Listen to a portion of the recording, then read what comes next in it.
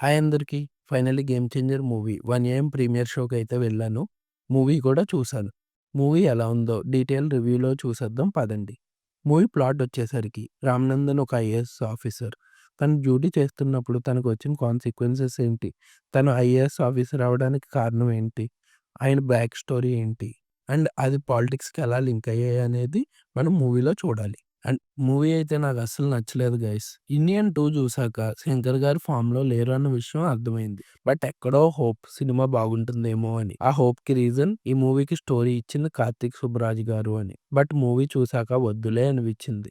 ఈ మూవీలో ఒక్క హై ఇచ్చే సీన్ కూడా లేదు. మూవీ కూడా చాలా స్లో ఫేస్‌లో వెళ్తుంది. మూవీ అంతా స్లో నరేషన్‌తోనే ఎళ్తుంది. మెయిన్ పాయింట్‌కి రావడానికి కూడా చాలా టైం తీసుకుంటుంది. పెర్ఫార్మన్సెస్ విషయానికొస్తే ఓన్లీ రామ్ చరణ్ పెర్ఫార్మన్సే బాగుంది అనిపించింది. అండ్ అంజలి కూడా తన రోల్‌లో ఓకే అనిపించింది. మూవీలో డిఫరెంట్ కమెడియన్స్ కాస్ట్ ఉన్నారు. బట్ ఒక్కరిని కూడా యుటిలైజ్ చేసుకోలేదు అనిపించింది. డిఫరెంట్ వేరియేషన్స్‌లో రామ్ చరణ్‌ని చూస్తాం అనుకున్నాం. బట్ అవి అంత బాగా అనిపించలేదు. రంగస్థలంలో చిట్టుబాబు క్యారెక్టర్‌ని రీక్రియేట్ చేయడానికి చూసారు. బట్ వర్కౌట్ అవ్వలేదు. S J. Surya and Ram Charan face off scenes కోసం చాలా వెయిట్ చేశా. బట్ అవి కూడా అంత ఇంప్రెసివ్‌గా లేవు. మూవీలో సాంగ్స్ ప్లేస్‌మెంట్ కూడా ఏమీ బాలేదు. అండ్ సాంగ్స్ కోసమే సీన్స్ క్రియేట్ చేశారేమో అనిపిస్తుంది. సాంగ్స్ వీడియో విజువల్స్ అయితే చాలా బాగున్నాయి. రామ్ చరణ్ డాన్స్ అయితే థియేటర్స్‌లో చాలా బాగా ఎంజాయ్ చేస్తాం. రొటీన్ స్టోరీ అనిపించింది. And Ram Charan, Kiara love scenes అయితే చాలా ఆర్టిఫిషియల్‌గా ఉన్నాయి. వాళ్ళు మూవీకి పెట్టిన బడ్జెట్, రేంజ్, ప్రొడక్షన్ వాల్యూస్ అయితే మూవీలో ఏమీ కనబడలేదు. Except songs. అండ్ మూవీలో ఏ సీను గూడా